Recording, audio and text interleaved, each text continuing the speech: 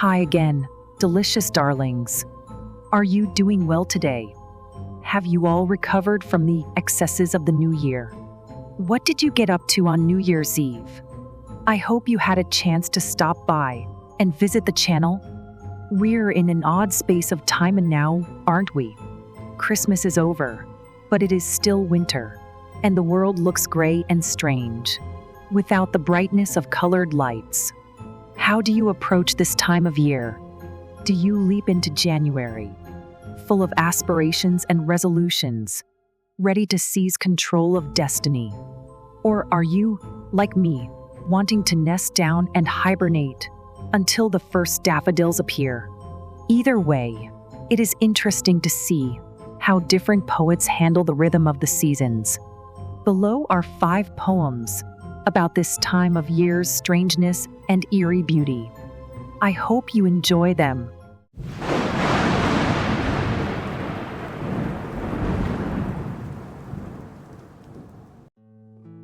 Snowdrop. Snowdrop, herald of the spring. Not even ice can hide your light. You rise in cold, gray clouded days to promise us rekindled life.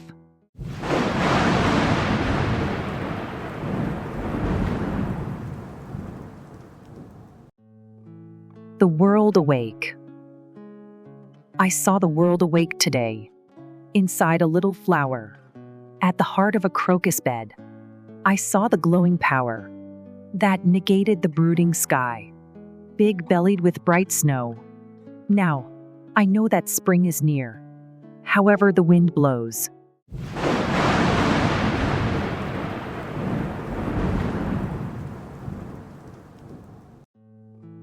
In defense of winter. My dearest heart, my sweet and second soul, I know that every coming winter weighs heavy and chill upon your aching body, and every fever, each illness betrays your sleepless soul. You miss sweet summer mornings and frown at shadows in fierce discontent. But the year's end need not be your enemy. So from your long, habitual war relent, for fire has beauty, even in its embers. Gazing upon a field of spotless snow, who can help but tremble in awe and delight? Or, ranging forth on darkened paths to go, not stare up at the sky, peopled by diamonds, made magic by the panoply of stars. Who sees that and denies the magic waiting in the spaces between those worlds and ours?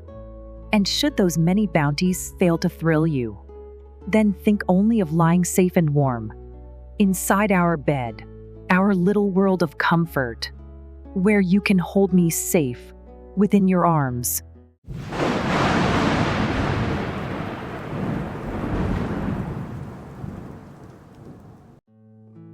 Bird song. Oh, little bird upon the branch, you lift your happy song, no matter what the time of year, and no matter how long it takes for spring to burst with buds. When summer paints the sky in ochre, gold, and crimson strokes, when autumn leaves are dry, and even in the winter chill, you raise your music high and are answered by that bright star that twinkles in the sky.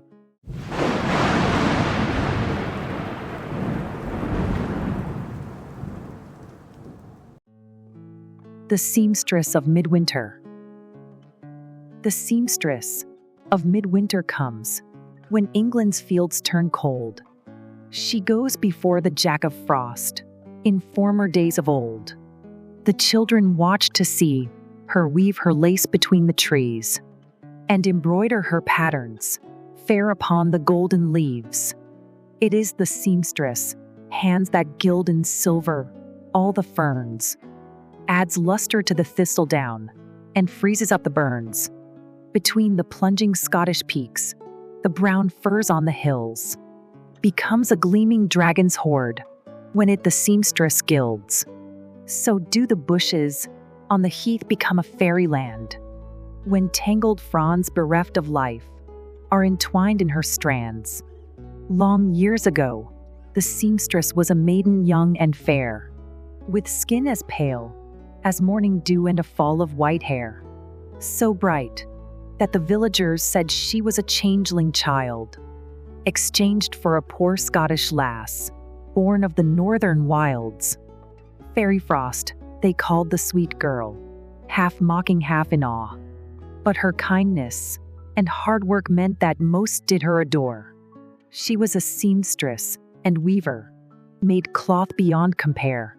Each year, she wove the blankets sold at the Christmas Eve fair, where people came from far and wide to lay their money down, to possess the soft patchwork cloth that was so wide renowned. The seamstress might not have been more than a poor village maid, might have married and borne fair bairns and never farther strayed than the bounds of her small home and the clan she called her own. Had not a strange young men arrived from out of parts unknown. Dark was the man of hair and eye, adept of wit and mind, a man of fortune and title, but secretly unkind.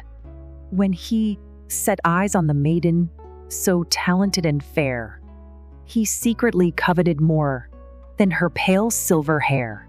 He feigned his love for her people, passed out his coin and time, until the maiden believed him a man of spirit fine. But to himself, he'd made an oath that he would understand how the girl wove fairy fabric with her poor mortal hands. Once that secret the man had learned, he'd charge his factories to make en masse the bright fabric that shone with icy gleam. His problem was that the girl ne'er had shared her special skill. Indeed, she'd sworn to her clansmen she never would reveal the truth of it. Alas, alas, the dark man had a plan. He wooed the lovely silver girl and asked her for her hand. The seamstress, half against her will, felt herself start to fall for the man who appeared so kind and generous to all. But every night and every day, the man begged her to tell the secret of the magic that let her weave cloth so well. The girl resisted all she could and clung on to her vow. But every time he begged, she felt her intent start to bow. At last she said that on their wedding day, she'd tell him all. She meant her promise to, so deeply was she held in thrall.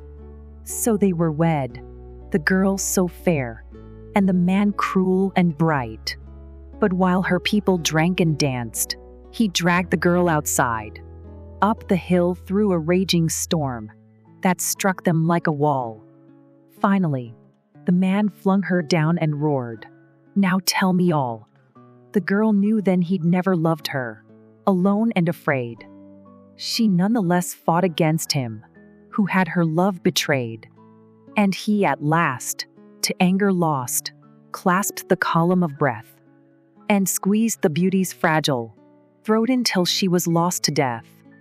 He left her there upon the hill, beneath the frozen sky. And it is said that in the woods, the wolves began to cry. That night it snowed, but, so it seemed, the flakes took extra care not to cover the murdered maid with starlight in her hair.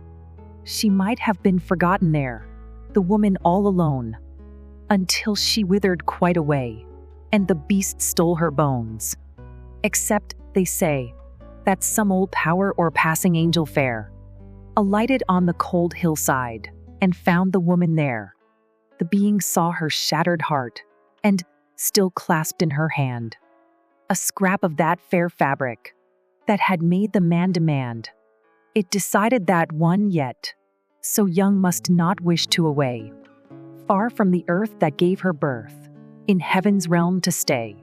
Instead, it gave the girl a chance fair nature's aid to be, and wind the silver thread of frost that shines on winter trees.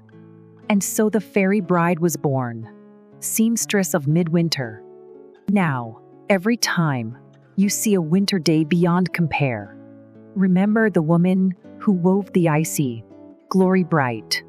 and who still rides the soaring wind on radiant winter nights. Subscribe to become a delicious darling. So, what did you think of the Midwinter poems? I admit, it was difficult to find many suited to this time of year. Perhaps the bards are all resting after their performances by the fires of kings.